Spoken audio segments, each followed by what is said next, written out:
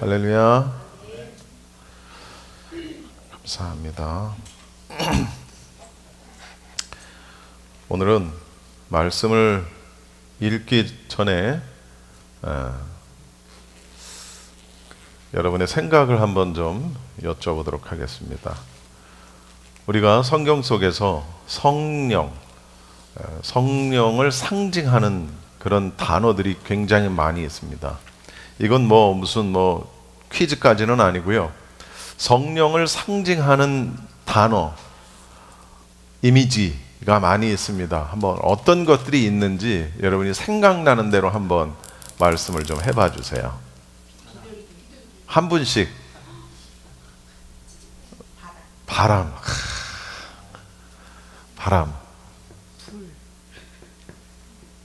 불. 또.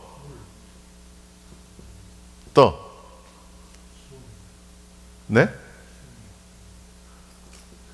네. 또.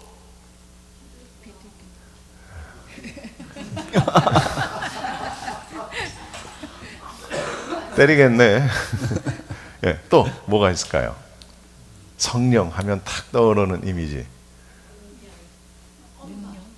엄마? 엄마. 무슨 의미인지 알겠어요. 또 능력. 또 인격체. 그렇죠. 또 충만. 은사. 그렇지. 은사. 열매. 또 뭐가 있을까요? 성령. 또 탁 떠오르는 이미지. 하나님. 네? 성령이 여기잖아요. 네. 하나님. 은혜.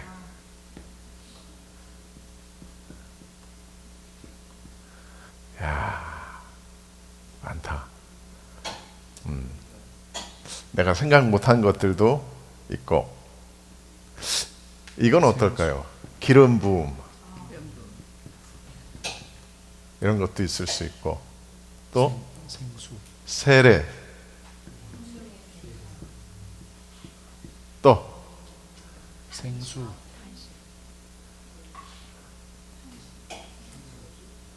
또 뭐가 있어요? 내가 생각한 게 뭐가 있을까? 빛. 새술. 네. 단비.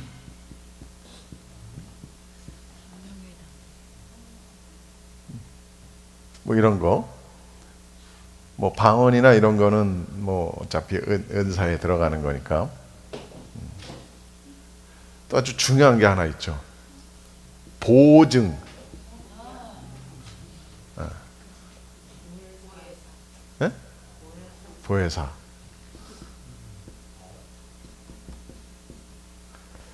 야, 많이 나온다.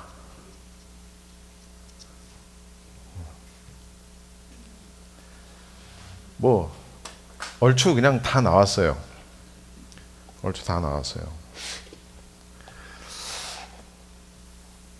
성령을 상징하는 단어들은 여러 가지가 있습니다. 이렇게 불로, 바람으로, 능력으로, 이런 보통 상징은 그 다이너마이트와 같은 성령의 은혜, 이런 걸 보통 얘기를 하고, 비둘기, 단비, 이런 거. 또 뭐가 있죠? 은혜. 이런 것들, 충만, 이런 것들은 부드러운 성령의 은혜를 또 의미하고, 성령은 굉장히 폭발적인 다이너마이트와 같은 권능을 가진 권능, 그런 의미도 있지만, 또 이렇게 아주 참 부드러운 그런 이미지도 가지고 있는 게 성령입니다. 오늘은 여러분 다 이제 아까 나왔습니다만은 성경은 성령을 물로 표현을 하기도 합니다. 불과 물은 정반대의 성격을 가진 것인데, 때로는 성령이 불로, 때로는 성령이 물로 우리에게 표현된다라는 것을 우리는 성경을 통해서 볼 수 있습니다. 특별히 오늘 본문에서는 이제 성령을 물로 표현을 하게 되는데요. 물로 표현되는 성령을 한번 살펴보는 시간 갖겠습니다. 오늘 본문은 어떤 배경 속에서 주어진 말씀이냐 하면 초막절입니다. 초막절. 7일 동안 이래 동안 계속되는 초막절이 끝나는 마지막 날에 있었던 일이 오늘 말씀의 배경입니다. 그래서 37절에 보면 명절의 가장 중요한 날인 마지막 날에 했을 때 여기서 말하는 명절이 어떤 명절이냐면 초막절입니다. 우리는 요한계시록을 공부하고 특별히 절기를 공부하면서 초막절에 대해서 많이 들어봤을 거예요. 여기서 또 문제 하나를 내겠습니다. 초막절은 봄절기일까요? 가을절기일까요? 가을 봄절기입니까? 가을절기입니까? 자신들이 없죠. 초막절은 가을절기입니다. 그리고 1년 중에 가장 마지막에 맞는 절기가 초막절이 되죠. 하나님께서는 초막절을 지키게 하신 이유가 있다라는 겁니다. 그것은 하나님께서 이스라엘 백성들을 애굽에서 인도하신 후에 광야 생활을 할 때 초막을 짓고 초막에 거주하던 그런 이스라엘 백성들, 그 이스라엘을 대대로 알게 하기 위해서 이제 초막절을 지키게 하셨죠. 또 하나 있습니다. 뭐냐면 풍성한 결실을 주신 하나님께 감사하면서 그 감사와 함께 광야 40년을 함께 하셨던 하나님을 자손 대대로 기억하게 하려는 것이 바로 초막절의 의미다라는 것이죠. 그런데 초막절은 보통 7일 동안, 이래 동안 이제 초막절을 지나게 되는데 7일이 지난 다음 날, 마지막 날, 8일째 되는 날은 쉬는 날인데 그때는 성회로 모였던 전통이 있었다라는 겁니다. 성회로 모였어요. 그런데 이 명절 7일간에는 실로암 못이라는 곳에 가서 물을 길러 와서 성전 제단에 붓는 일이 매일 행해졌어요. 그런데 마지막 날 이 8일째에는 그 일을 하지 않았다라는 것이죠. 그래서 예수님께서는 바로 이때의 이 배경을 가지고 이 같은 풍습을 배경으로 해서 이제 물에 대한 이야기를 하시는 거예요. 그리고 더 나아가서 생수에 대한 이야기를 하시는 거예요. 그리고 결론적으로 그 생수가 뭐냐라는 걸 지금 예수님께서 가르쳐주고 계시다는 거죠. 생수가 뭐라고요? 생수는 뭐 어차피 우리 다 아는 거니까 생수는 성령이다. 성령은 생수다. 이렇게 지금 표현을 하고 계시는 겁니다. 그래서 37절에 보면 뭐라고 말씀하시냐면 예수께서 큰 소리로 말씀하셨다. 목마른 사람은 다 나에게로 와서 마셔라. 조금 전에도 얘기했지만 유대인들은 이 초막절 기간에 매일같이 실로암 못에 가서 물을 길어가지고 행렬을 지어서 성전 문에 돌아와서 이제 물을 붓는 그런 행사를 했었다는 거예요. 그것은 그 이스라엘 백성들의 선조들이, 오랜 선조들이 광야에 있을 때 바위에서 물이 나왔던, 솟아나왔던 하나님의 역사로 인해서 그 바위에서 이적으로 솟아나온 물을 기념하는 일종의 풍습 행위라고 합니다. 자, 예수님은 성령을 설명하실 때 이 물로 설명을 하고 계시는데요. 우리는 아까 뭐 얘기 나왔습니다만 비교적 우리가 앞쪽에 나왔죠. 불. 우리는 성령을 불로 설명할 땐 비교적 쉽게 이해합니다. 불로 불 받아라. 뭐 기도원 가면 뭐 이런 거 옛날에 많았어요. 근데 쉽게 이해하는데 이스라엘 백성들은, 히브리인들은 물을 영과 관련해서 설명하는 것이 그들에게는 훨씬 더 이해하기가 쉽다라는 것이죠. 우리는 성령을 불로 설명하면 이해하기가 더 편한데 히브리인들은 물로 설명하면 이해하기가 더 쉽다라는 거예요. 왜 그러냐? 성령, 영, 히브리어로 네페시라는 말인데 이 네펫이라는 말이 이게 네펫이라는 말이 이게 히브리어 이게 영이라는 뜻도 있지만 이게 목구멍이라는 뜻도 있어요. 목구멍. 그러니까 히브리인에게 있어서 갈증을 느끼는 이 목구멍을 죽여주는 물의 기능을 가지고 성령을 설명하면 그게 영과 연결이 되면서 훨씬 이해하기가 쉽다라는 것이죠. 그러니까 목구멍의 갈증, 다시 말하면 영의 갈증을 해결하는 성령을 연상하게 된다라는 겁니다. 이건 그들에게서 가능한 일이라는 것이죠. 사실 예수님의 말씀은 이런 유추를 하지 않고서는 물? 쉽게 우리는 이해하기가 쉽지 않은 그런 단어였다라는 겁니다. 우리 인간은 굉장히 작은 존재입니다. 그러나 그 작은 각각의 존재들이 가지고 있는 소망과 어떤 요구와 뭐 좀 더 크게 얘기하면 꿈과 비전과 이런 것들을 우리가 또 다른 단어로 이제 갈증, 목마름 이렇게 표현을 할 수가 있겠죠, 우리말로. 이걸 무엇으로 채울 수 있느냐라는 것이죠. 전도서에 보면 무한한 것으로야 채울 수 있다 이런 표현이 있습니다. 이 무한하신 게 뭐냐라는 것이죠.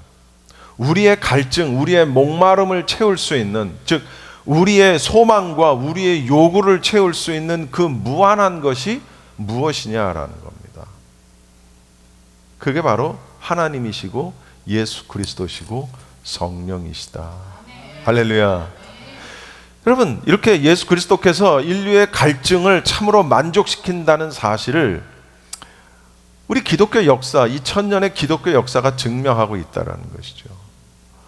우리 스스로가 체험을 못했다 할지라도 우리의 이미 오랜 성경에 나와 있는 인물들을 비롯해서 우리의 많은 믿음의 선배들이 그런 걸 다 증명하고 있다라는 겁니다.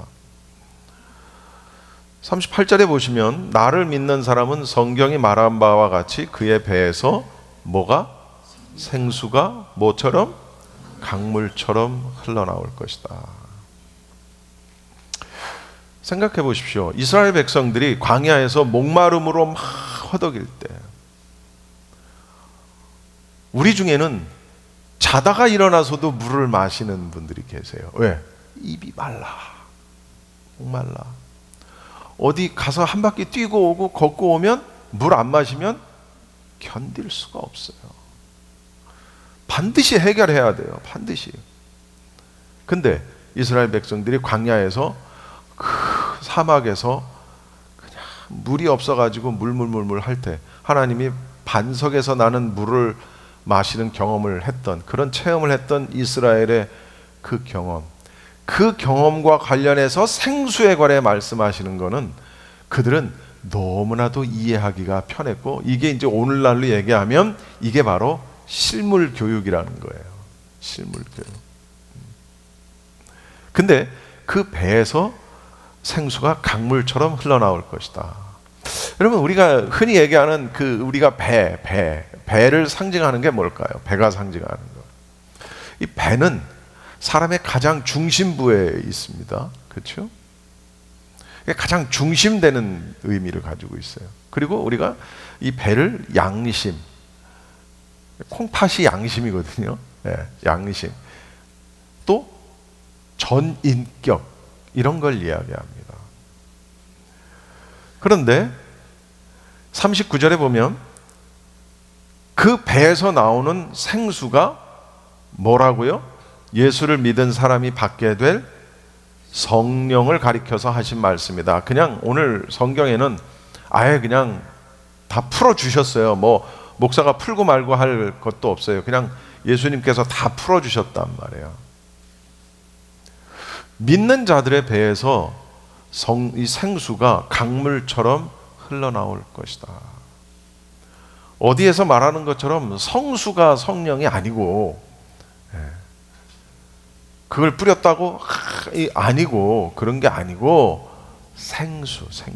여기서 생수는 성령을 가리킨다라고 예수님이 풀이를 해주셨다는 것이죠.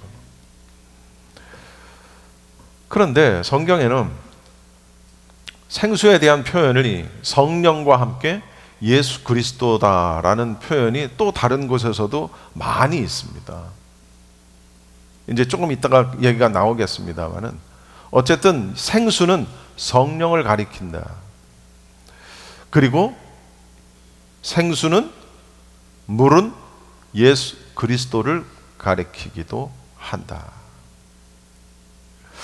우리 인간의 삶은 각자 나름대로 자기가 원하는, 자기가 추구하는, 자기가 바라는 어떤 생수를 찾아서 헤매는 그런 고행이다, 이렇게 얘기해도 과언은 아닙니다.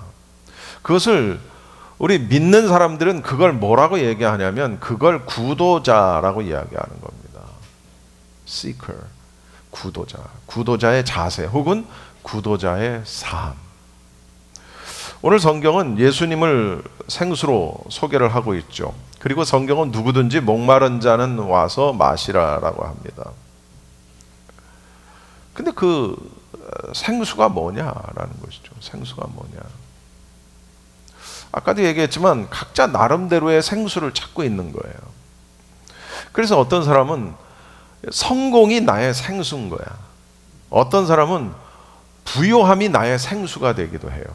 또 어떤 사람은 권력이 나의 생수가 되기도 해요. 또 어떤 사람은 인기가 나의 생수가 되기도 하죠.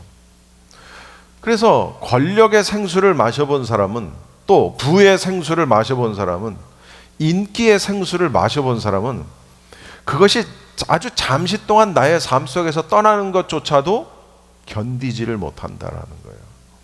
그러니까 그런 것에 대한 맛을 본 사람들은, 그래서 그런 것들이 내게 있다가 그 내 삶 속에 그런 것들이 없어지거나 흐려질 때 느끼는 그 공허함과 목마름을 견딜 수가 없는 거예요. 그래서 사람들은 자신의 인생이 다 하는 날까지 자기들이 가지고 있는 나름대로의 생수를 지키고 유지하기 위해서 치열하게 싸우는 거예요. 그런 사람들은 수단과 방법을 전혀 고려하지 않는다라는 것이죠. 하나님은 결과를 중요하게 여기실까요? 과정을 중요하게 여기실까요? 제 생각엔 하나님은 과정을 훨씬 더 중요하게 여기세요. 뭐 그렇다고 해서 결과가 중요하지 않다는 의미는 아니지만, 그러나 그 결과와 열매를 위해서 수단과 방법을 가리지 않는다? 그것은 하나님의 방법이 아닌 것 같아요. 근데 세상 사람들은 그렇게 한다라는 것이죠. 그래서 때로는 다른 어떤 사람을 짓밟기도 합니다. 다른 사람의 눈에 피눈물이 나오게 하고요. 다른 사람의 삶을 망가뜨려서까지라도 자신의 성공을 이루고 자신이 가지고 있는 부를 지키기 위해서 그냥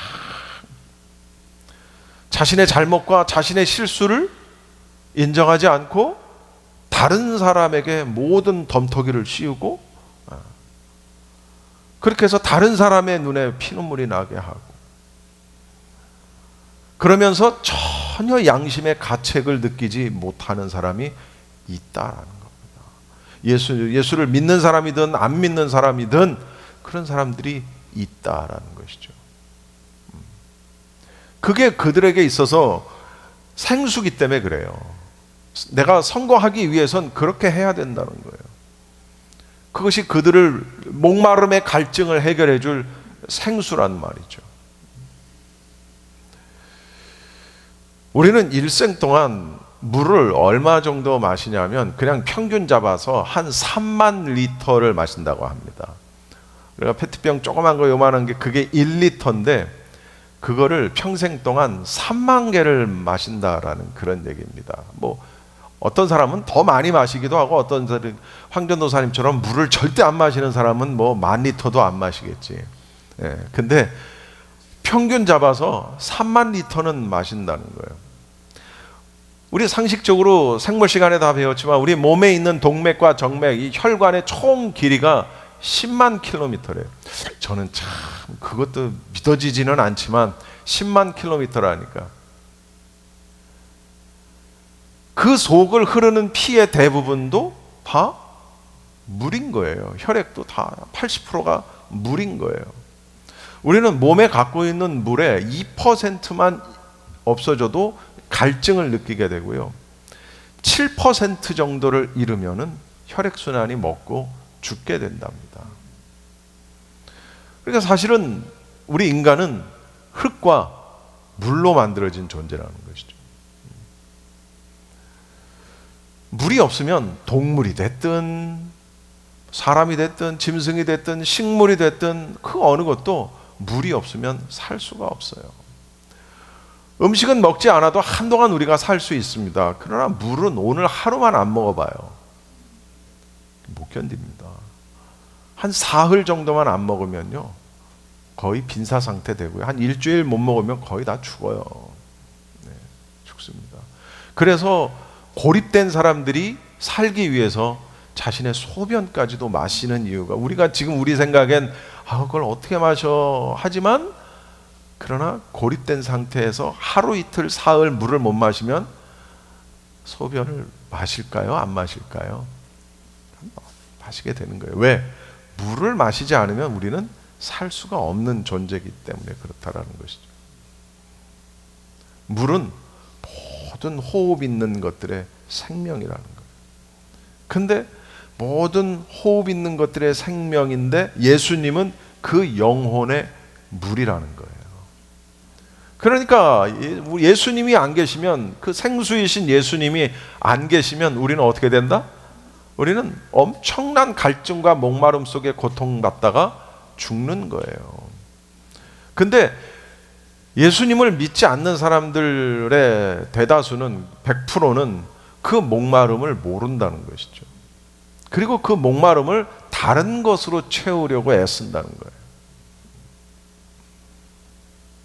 그리고 이제 그 중에 이것이 나의 목마름을 채워주는 것이 아니구나라고 깨닫게 되는 사람들이 진짜 물을 찾기 시작을 한다라는 것이죠. 여러분, 목마르고 목마를 수밖에 없는 게 현대인이라는 겁니다. 우리는 과학과 학문과 그리고 이성, 이게 나쁜 건 아닌데, 과학과 학문과 이성이 나쁜 건 아닌데, 근데 어쨌든 이것에 노예가 돼 있다. 우리를 진정으로 채울 수 없는 이런 것들에 목을 메고 살고 있다라는 겁니다. 그럼 우리는 너무나도 잘 알죠. 이 땅에서 진정한 생수이신 예수님을 만나지 못한다면 그 끝은 너무나도 공허함, 목마름으로 끝나는 공허한 무덤뿐이라는 것을 우리는 너무나도 잘 안다는 겁니다.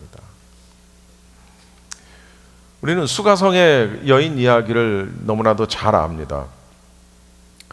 수가성의 한 여인이 예수님을 만남으로 인해서 그의 인생이 완전히 바뀌어진 것 잘 아시죠? 그 여인에게는 여섯 번째 남자와 결혼을 해서 살고 있었어요.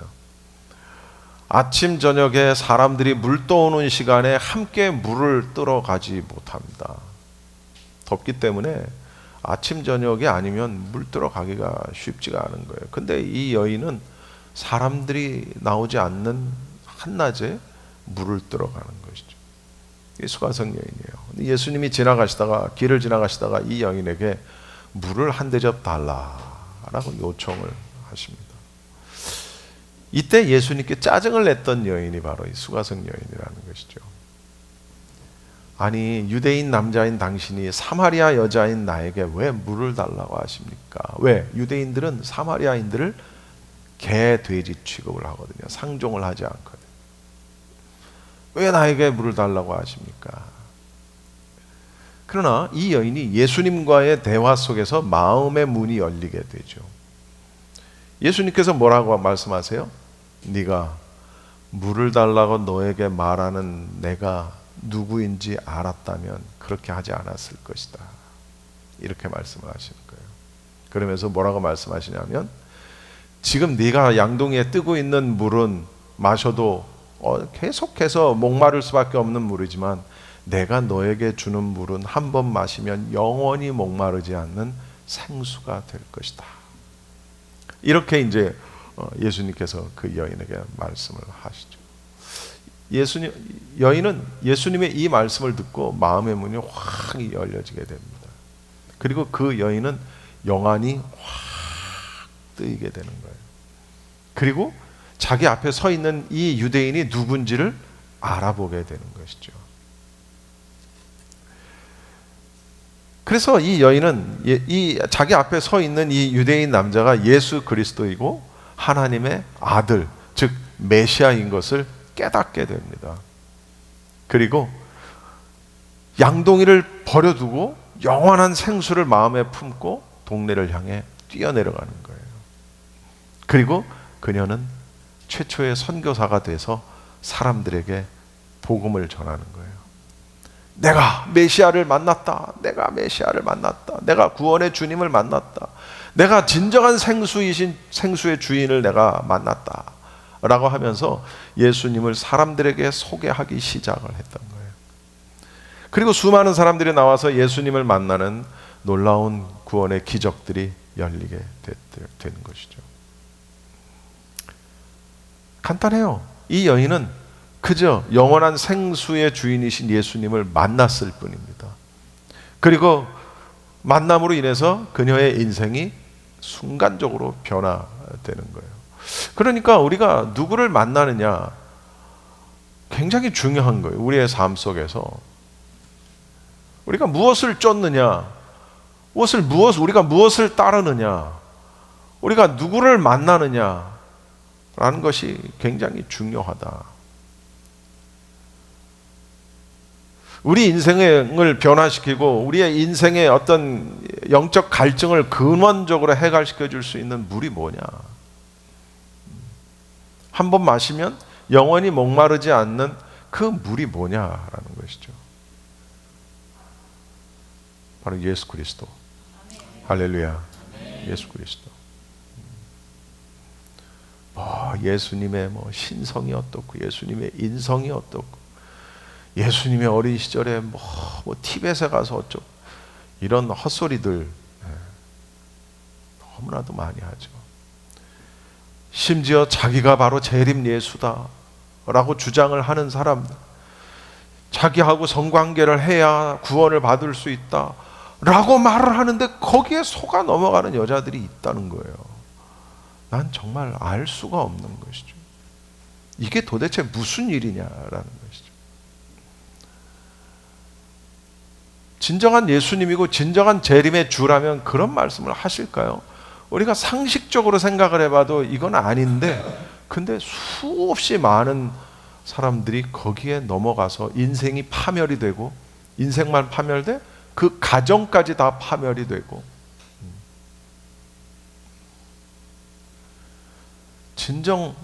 진정으로 내 인생을, 내 영적인 갈급함을 해결하는, 근원적으로 해결시켜 주는 게 누구냐, 무엇이냐, 어떤 것이냐, 그것을 우리가 깨달아야 한다는 것이죠. 그리고 우리가 그러한 사실들을 깨달았어요? 그러면 그걸 전할 수 있는 우리가 되어야 한다는 겁니다. 할렐루야. 주님께서는 마지막 날에 이 생수이신 예수 그리스도, 생수이신 성령님을 우리에게 물 붓듯이 부어주시겠다라고 약속을 하세요. 우리는 예언도 하고 꿈도 꾸고 비전을 갖고 마지막 때에 예수 그리스도의 재림을 준비하는 우리 모두에게 이러한 성령의, 불같은 성령의 은혜와 물과 같은 성령의 은혜를 우리에게 정말 물 붓듯이 부어주시겠다라고 우리에게 약속을 하셨다라는 겁니다. 바로 지금이 그런 성령을 받을 때다. 우리 교회가, 또 우리 각자 한 사람 한 사람이 그런 성령을 받아야 될 때다라는 사실을 우리가 깨달을 수 있기를 바랍니다. 우리 같이 찬양하기 원합니다.